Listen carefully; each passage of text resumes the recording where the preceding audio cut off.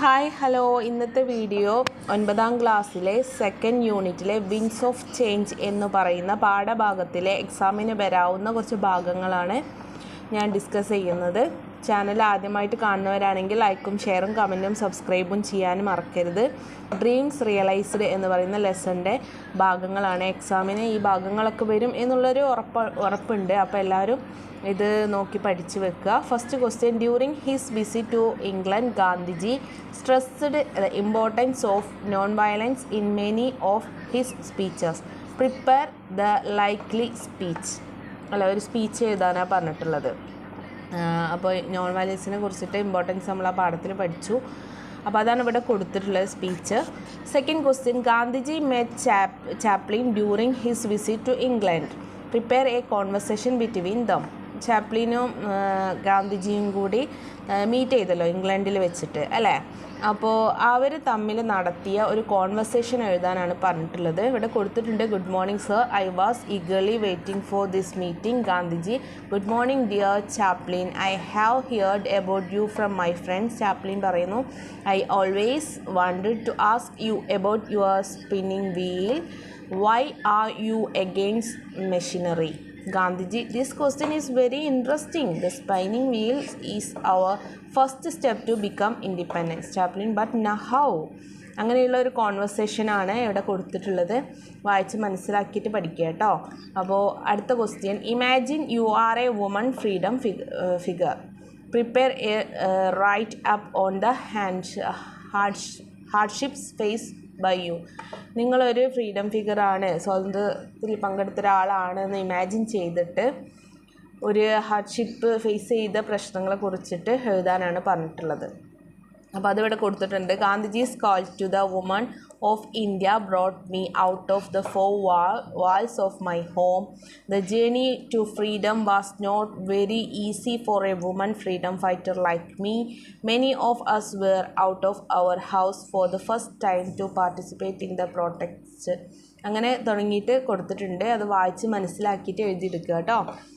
Fourth question, imagine Chaplin wrote a letter to his friend about his meeting with Gandhiji. Prepare the likely letter. അല്ലേ, ചാപ്ലിനും ഗാന്ധിജിയുമായി meet ചെയ്തു. അതിൻ്റെ ശേഷം ചാപ്ലിന് meet ചെയ്തതിനെ കുറിച്ചിട്ട് ഒരു ലെറ്റർ എഴുതാണ് ഒരു ഫ്രണ്ടിന്. അതാണ് ഇവിടെ കൊടുത്തിട്ടുള്ളത്. ലെറ്ററിൻ്റെ ഫോമൊക്കെ പഠിച്ച് വെക്കണം കേട്ടോ. അപ്പോൾ വേറൊരു ക്വസ്റ്റ്യൻസ് തന്നിട്ട് നിങ്ങളോട് ലെറ്റർ എഴുതാൻ പറഞ്ഞാൽ ഈ ഫോം ഉണ്ടെന്നുണ്ടെങ്കിൽ ഈ ഫോം പഠിച്ച് വെച്ചിട്ടുണ്ടെന്നുണ്ടെങ്കിൽ നിങ്ങൾക്ക് ഈസി ആവും.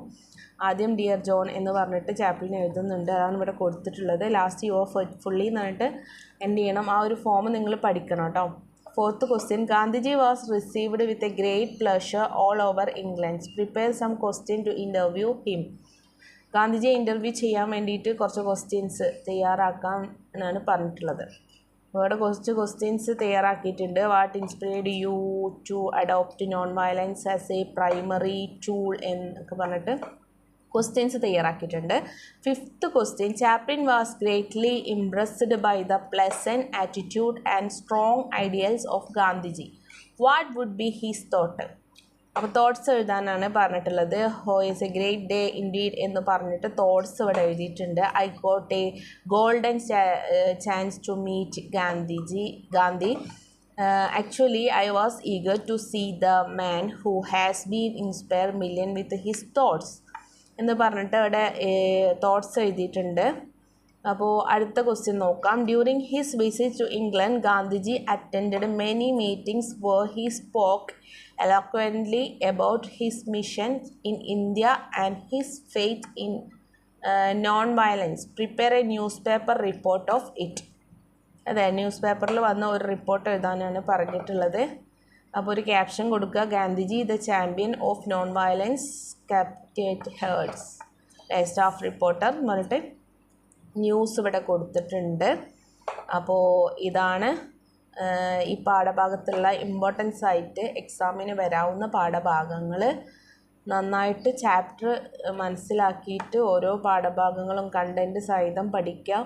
അപ്പോൾ നിങ്ങൾക്ക് ഈസി ആയിട്ട് ഈ ക്വസ്റ്റ്യൻസ് ആൻസർ എഴുതാൻ പറ്റും. ലെറ്റർ വരികയാണെന്നുണ്ടെങ്കിൽ അതിൻ്റെ ഫോം പഠിച്ചേക്കുക. ഡയറി വരികയാണെങ്കിൽ അതിൻ്റെ ഫോം പഠിക്കുക. കോൺവെർസേഷൻ വരികയാണെങ്കിൽ അതിൻ്റെ കണ്ടൻറ്റ് എന്താണോ അത് വെച്ചിട്ട് നമ്മൾ കോൺവെർസേഷൻ തയ്യാറാക്കുക. അങ്ങനെ ഓരോന്നിനും ഓരോ ഫോം ഉണ്ട്. ആ ഫോം അനുസരിച്ചിട്ട് പഠിച്ചേക്കുകയാണെന്നുണ്ടെങ്കിൽ ഈസി ആയിരിക്കും. ഇത്രയാണ് നമ്മളെ വീഡിയോ ഇഷ്ടപ്പെട്ടാൽ ലൈക്ക് ചെയ്യുക, ഷെയർ ചെയ്യുക, കമൻറ്റ് ചെയ്യുക, സബ്സ്ക്രൈബ് ചെയ്യുക. അടുത്ത വീഡിയോ ആയിട്ട് കാണാം. Bye bye.